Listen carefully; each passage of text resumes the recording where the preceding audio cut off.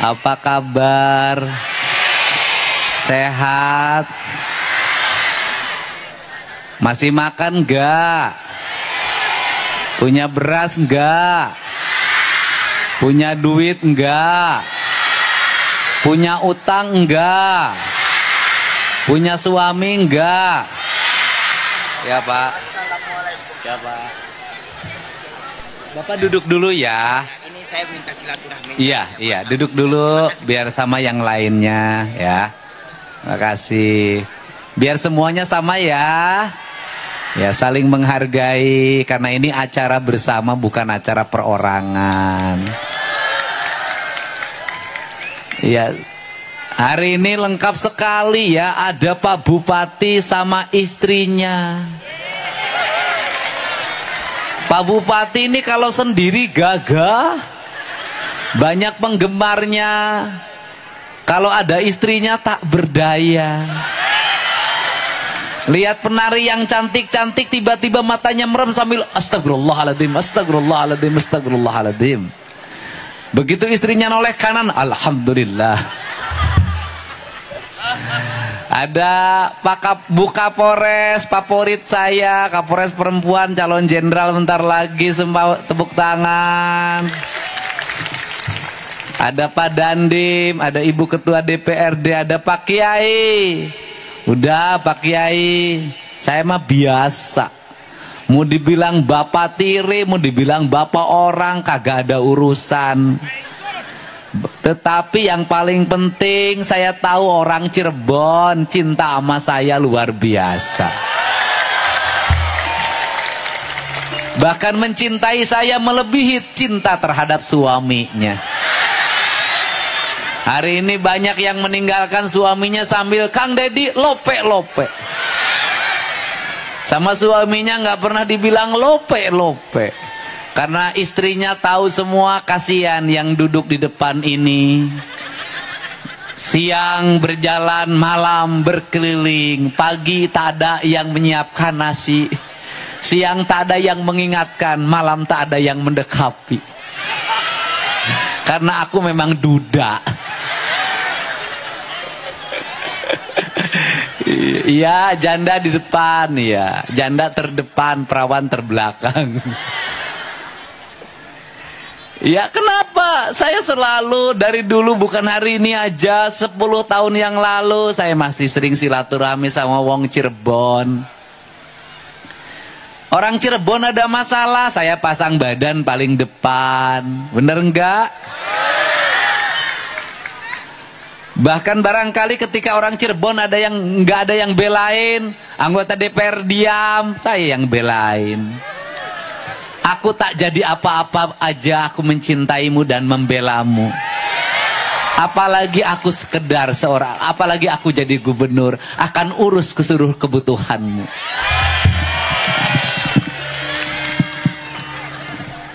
Tapi saya tidak suka pada orang yang tiba-tiba cari panggung, berteriak-teriak, seolah-olah mewakili warga. Saya tidak suka.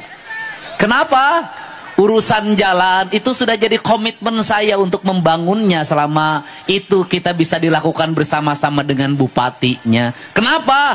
Karena perbatasan dengan DKI, perbatasan dengan Banten, perbatasan dengan Jawa Tengah, bagi saya adalah kehormatan. Perbatasan jalannya harus yang terbaik, desanya harus tertata, rakyatnya harus makmur. Karena itu kehormatan seorang pemimpin. Tapi saya tidak mau kalau saya membangun jalan di Cirebon Timur, kemudian ada yang ngomong, itu perjuangan saya. Tanpa kamu berseri teriak, aku akan membangunnya. Betul nggak? Tapi ada kewajibannya. Pak Bupati beraninya berapa kilometer? 5 kilometer, biar kami 5 kilometer lagi. Jalannya kita bangun yang terbaik, karena ini martabat di mata Jawa Tengah. Jadi begitu, saya tidak mau kepemimpinan ini, kepemimpinan kolektif. Membangun adalah sebuah kesadaran, bukan sebuah keterpaksaan. Tapi saya orangnya terbalik. Kalau teriak-teriak nujuk wajah saya malah tidak jadi. Kenapa? Saya tidak mau. Aku membangun karena takut padamu. Aku membangun karena aku mencintai rakyat Cirebon.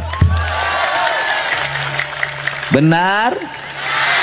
Wes, cinta sama Kang Dedi. Aku mencintaimu, tak mesti aku berkata bahwa aku menyayangimu. Wah, mantap. Apa sih sebenarnya yang ada dalam pikiran saya? Saya secara genetik dari ibu, turunan dari Cirebon, dari ayah, turunan dari Sumedang. Saya punya tanggung jawab. Ini provinsi harus menjadi provinsi yang terbaik di Indonesia. Ini provinsi rakyatnya tidak boleh ada yang rumahnya roboh. Ini provinsi tidak boleh ada rakyat yang tidak punya listrik. Ini provinsi tidak boleh ada rakyat yang lapar. Ini provinsi tidak boleh ada rakyat yang tidak sekolah. Ini provinsi tidak boleh ada rakyatnya yang sakit, yang tidak bisa diobati. Ini provinsi seluruh rakyatnya harus ada negara hadir mendampinginya dalam duka maupun suka. Itu esensi kepemimpinan saya. Tetapi rakyatnya juga harus bisa diurus. Benar nggak? Harus bisa diurus. Saya tadi meresmikan listrik. Saya nyalain lampu listrik yang rumahnya belum selesai. Kemudian anaknya berapa? 3. Rumahnya utang ke sini, utang ke sini. Terus apalagi 1 kamar 3 anak. Saya nanya berikutnya lagi, kamu mau nambah lagi enggak? Aku begitu mengkhawatirkanmu, rakyatku. Kenapa? 3 anak dalam 1 kamar. Bagaimana kalau kamu mau kukudaan?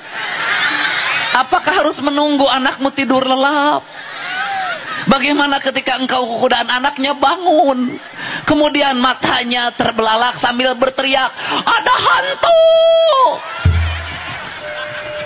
Kemudian kudanya berhenti permainannya. Kemudian bertanya, ayah naon, ada apa anakku? Kata anaknya, tuh katanya sekarang hantunya tidak ada. Nggak boleh.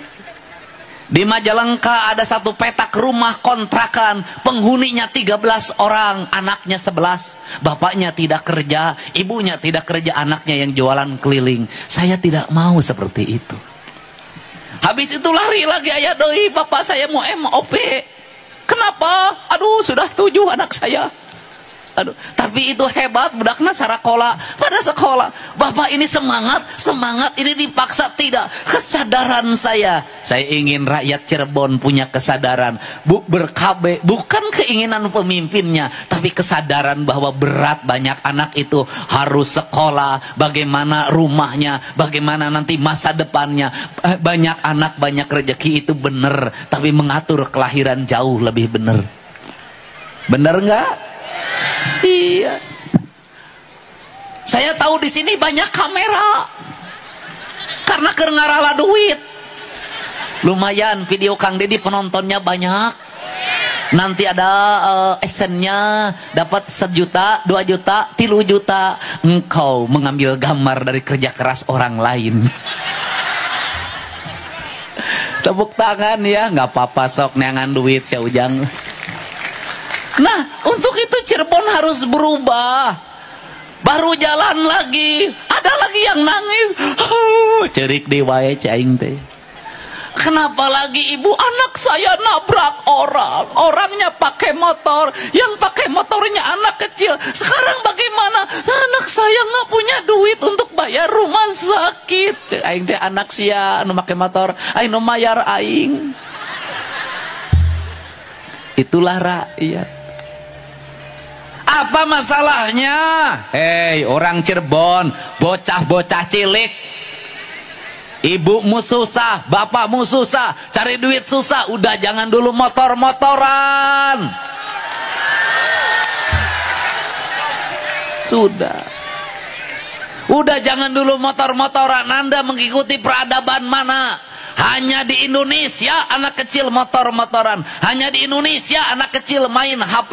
Hanya di Indonesia anak kecil minum ciu. Hanya di Indonesia anak kecil makan eksimer. Hanya di Indonesia anak kecil ngelem. Hanya Indonesia anak kecil minum komik 15 biji sekali minum. Hanya di Indonesia yang mengaku beragama Islam.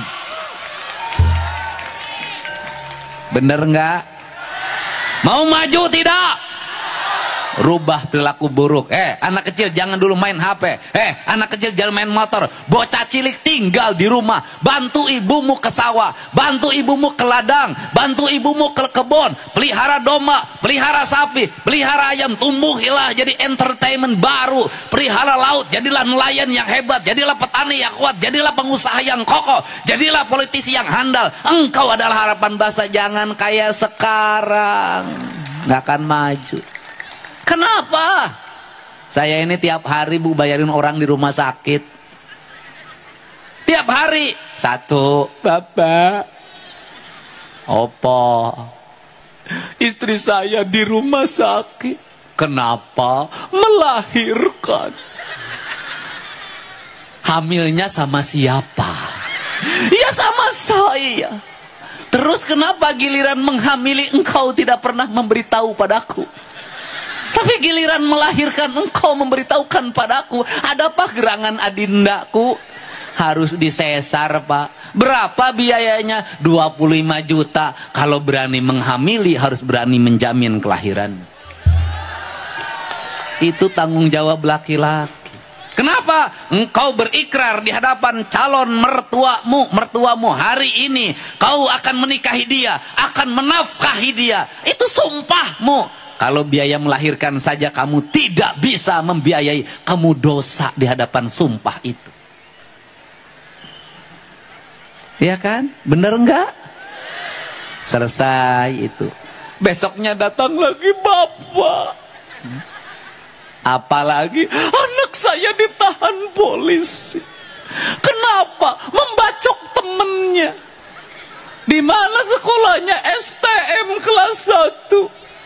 Masalahnya apa? Ya temennya di rumah sakit harus dibayar 15 juta. Anak kamu yang bacok, aku yang harus bayar. Ini keadaan, Pak. Ini tiap hari. Tadi saya ditelepon lagi, Pak Dedi tolong saya bawa anak saya ke barak TNI. Masalahnya apa lagi? Dia nyuri emas saya 100 gram. SMP, Pak. Kenapa ini terjadi? Masalahnya apa? Orang tua hari ini tak sanggup lagi menghadapi anaknya. Kenapa ini terjadi? Dibiarkan sejak kecil, diikuti keinginannya, makin gede makin susah diarahkannya. Sekarang orang tua nggak boleh lagi takut sama anak-anaknya. Kalau anaknya bangkang, anaknya melawan, laporkan ke gubernur, kita bawa ke kantor polisi, kita bawa ke barak TNI. Setuju nggak? Udahlah Pak, ini anak kecil Pak Dedi, harus diperhatikan kebebasannya. Kebebasannya bacok orang pakai parang. Bener nggak? Di Cirebon banyak nggak? Di Cirebon banyak nggak? Banyak. Weng, weng. Motorna teu mayar pajak. Kenapotna brong, huong, huong.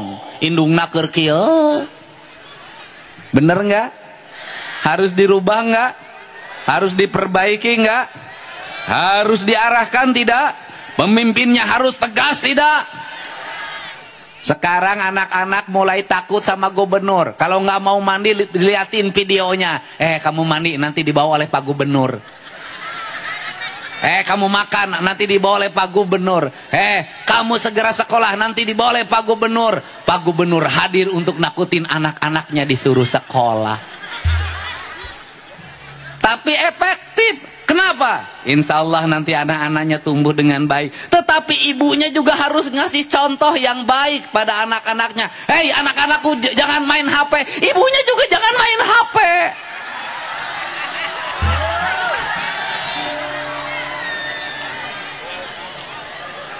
Kamu nak, jangan main TikTokan terus nak. Jangan main TikTokan.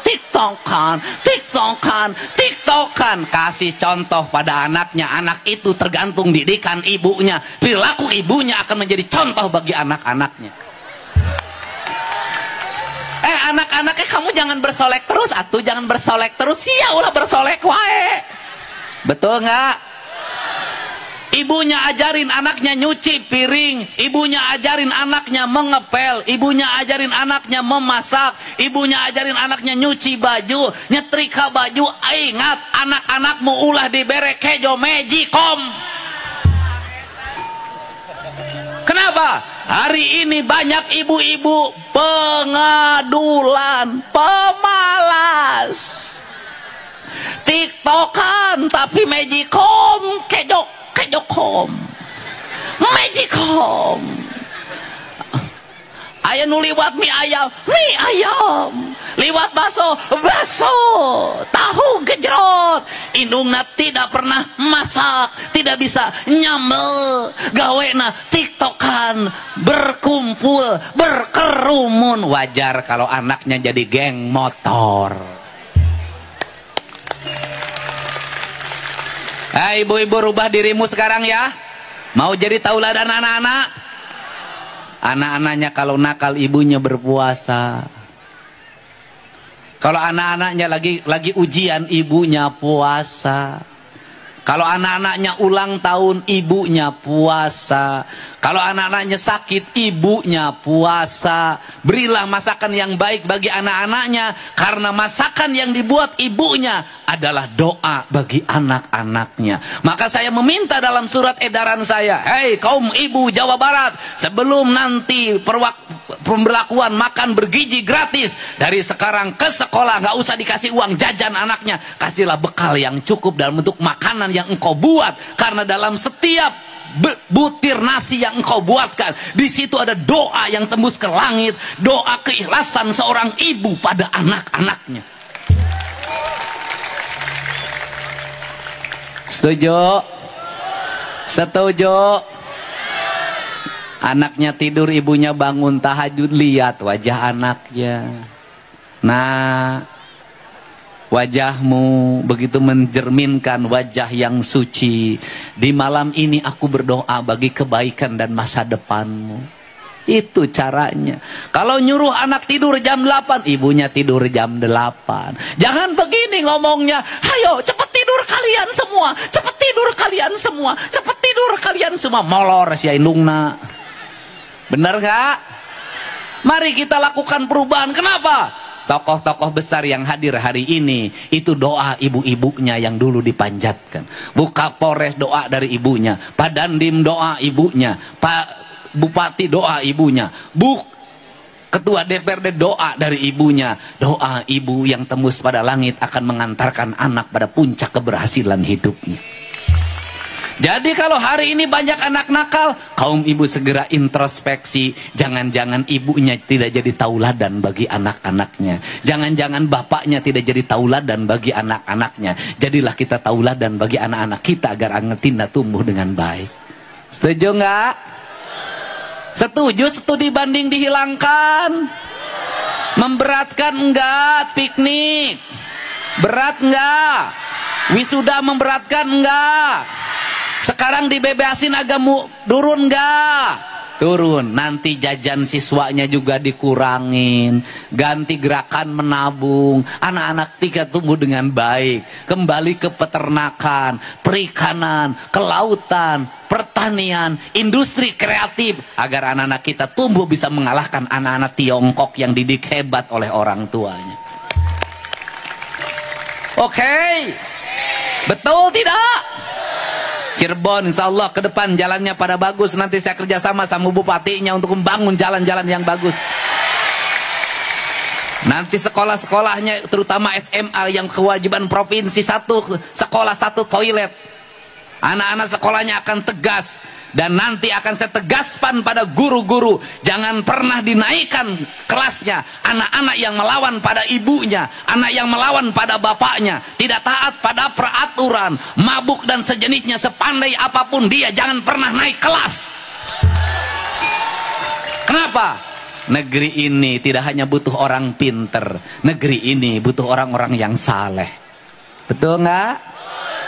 Setuju nggak? Ternyata bisa. Perpisahan saya larang, berpesta pora ganti, disempot pakai damkar. Keren. Saya bilang suruh jalan kaki hari ini. Pak Dedi saya jalan kaki. Pak Dedi saya jalan kaki. Pak Dedi saya jalan kaki. Terpaksa yang saya lihat TikToknya, saya suruh ke kantor saya kasih hadiah, saya ajak makan bersama sebagai motivasi pada anak-anak Jawa Barat. Waktu saya tak ada lagi untuk diri saya. Saya sudah 2 hari nggak ketemu anak saya nih yang hanya video call saja. Kenapa? Muter terus, hari ini di sini, besok saya di Depok harus menyelesaikan konflik pertanahan yang ada pembakaran mobil. Siangnya saya harus bertemu dengan Menteri HAM, saya harus bertemu dengan beberapa wartawan untuk menjelaskan pikiran dan gagasan saya. Saya tidak akan pernah lelah untuk memperjuangkan agar rakyat Jawa Barat menjadi masyarakat yang terhormat. Dan saya juga merasa bangga hari ini. Kenapa? Rakyat sangat mendukung kebijakan-kebijakan pemimpinnya. Untuk itu saya ngajak sama Pak Bupati. Kalau gubernur memperlihatkan anggaran provinsi pada rakyatnya melalui YouTube-nya, Pak Bupati nanti juga lihatin anggaran provinsi, anggaran Kabupaten Cirebon pada rakyatnya. Bupati jelasin, nih anggaran rumah tangga bupati sekian, nih anggaran dinas ini sekian, nih anggaran jalan sekian, perut ini yang dikasih bantuan namanya ini. Saya sudah tahu kalau rakyat sudah percaya, dia akan membela kita sampai kapanpun. Tapi jangan pernah kecewakan dia. Aduh. Rakyat itu seperti perempuan. Kalau suaminya dipercaya, dia akan membela kapanpun dan dimanapun. Tapi kalau sekali dikecewakan, dia tidak akan pernah bisa dibohongi lagi. Setuju? Setuju? Iya, saya ini kesini, insya Allah sebentar lagi nanti ada orang yang saya percayakan untuk sebagai penasehat ahli saya. Dia seorang profesor lulusan universitas ternama. Dia akan mendampingi saya untuk terus memberikan gagasan dan pikiran, insya Allah. Dan yang berikutnya Pak Bupati, nanti di tahun ini juga kita akan cari titik-titik air agar orang Cirebon tidak kekurangan air pada saat musim kemarau. Kita beresin banjir di Cirebon untuk tidak terulang lagi. Kita data terus rumah rakyat miskin ada berapa, kita perbaiki. Dan yang terakhir, kita data janda yang umurnya 30 tahun. Untuk kita carikan suami yang bertanggung jawab.